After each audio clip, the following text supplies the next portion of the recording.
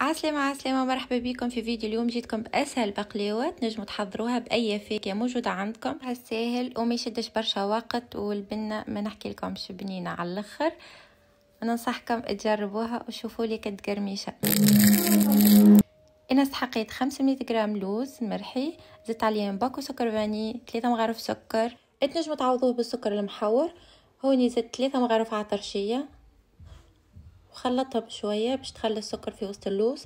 زدتهم 3 مغارف زبده. انا الزبده خلطها مع السمن ونخلطوها بالكدا. وهوني بطبيعه استحقوا البات فيلو حاضره، نجبدوا بالورقه، والبات فيلو نحاولوا نرجعوها في البلاستيك باش ما تشيحش وتتفتفت لنا الورقه.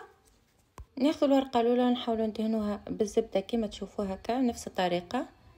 جبت زوز عويد شوي نلفوهم بنفس الطريقه هكيكا،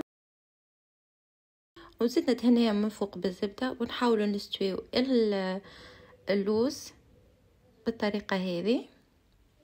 وهوني تنجموا ترشوا حتى اللوز على كامل الورقة. من بعد تشد كبسوس عويد هذوكم، تبدا تلف الورقة تسيسوا عليها بشوية بشوية حتى توصل للطرف للآخر. ومن بعد تحطوها في وسط الطبق وتجبدوا العويد وترص الورقة كما تشوفوا بنفس الطريقة هذه. وبنفس الطريقة نكملوا كعبة الفيلو متاعنا في الطبق الكل. بعد ندهنوهم بالزبدة، نقصوهم وندخلوهم للفور على درجة حرارة 160 درجة. حضرت البقلاوة متاعنا وهي سخونة، نسقوها بالشحور باردكم ولا نشاهيكم.